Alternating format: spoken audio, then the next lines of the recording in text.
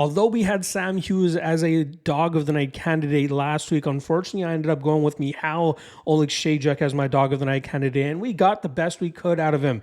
At plus 190, he put the pressure on Magomedov, but it was clear Magomedov still was landing the more effective strikes, landing more damage, and I really thought that Oleksiejczuk crowding his distance or his space would cause Magomedov to freeze up a little bit, but that did not happen at all, as Magomedov was still landing big shots, and it seemed to demoralize Oleksiejczuk as that fight went on. So we have to rip up our ticket there and not doing too hot again on the dog of the night plays overall. That now brings our record to 26-59 for minus 20.7 units and a minus 21% ROI. Dog's not my thing this year. It is not, and I'm not scared to share that information either. Gotta be transparent in these types of things. So, tail at your own caution, or fade if you feel like you can continue to fade some of the spots I have here, especially with the underdogs that I'm going with. As always, I got another 3 dog of the night candidates for you guys for this weekend, so let's see if we can hit one this weekend. First dog of the night candidate up is going to be Jonathan Dinez, coming in at plus 175 as he goes up against grappler Carl Williams. Now, it's obvious Williams will have some grappling success, but I'm banking on Dinez's ability to stay safe from that bottom position early to really start running away with this fight in the second and third rounds.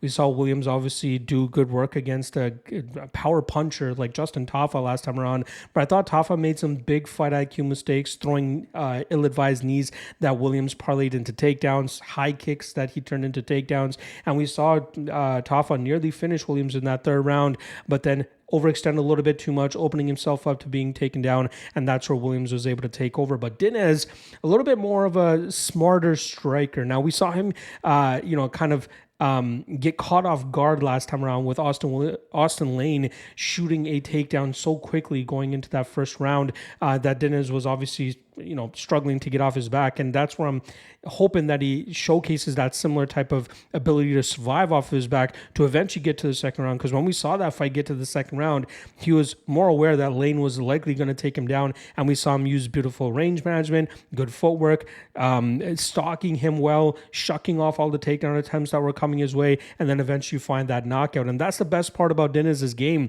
This guy does a great job in terms of letting the knockout come to him rather than chasing it, which would ultimately leave him susceptible to getting taken down. So if he can showcase that similar type of discipline and footwork to just keep Williams on the outside and really snuff out the takedowns that are coming his way, those takedown attempts are only going to get sloppier as the fight goes on. So this is highly critical on Dinez surviving round one, which is, I gotta say, it obviously shows me that Williams will likely take this fight to the ground with some ease. But in the second and third rounds, possible live betting opportunity as well for Dinez. That's where I expect Dinez to start taking over and eventually find his knockout. And at plus 175, more than capable of pulling off the upset as a dog of the night candidate.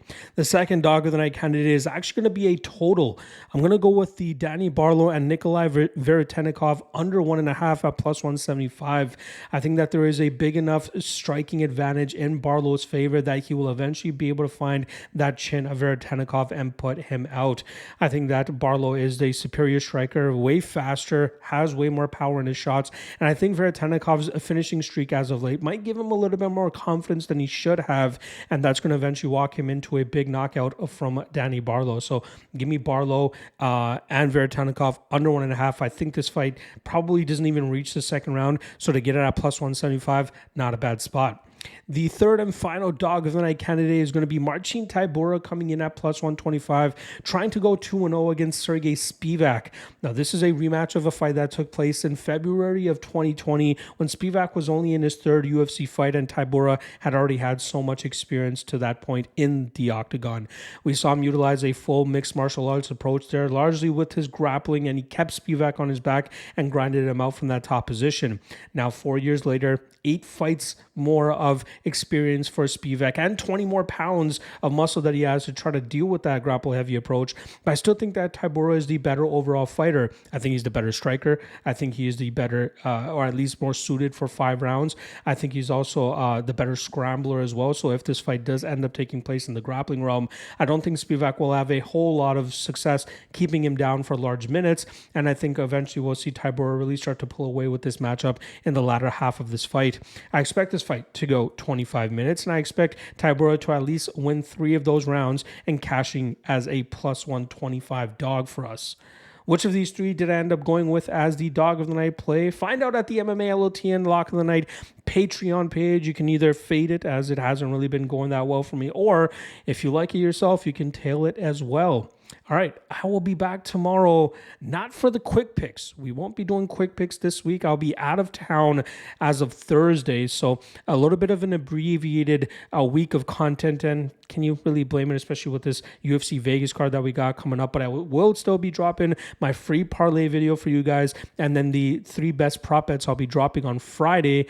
But again, as of Thursday, off the map, off the grid, but I'll still ensure to drop that content for you guys, and then be back Sunday and start talking about the Contender series. All right, I'll see you guys tomorrow for the Lockheed Two-Step and Lockheed Trinity free parlay.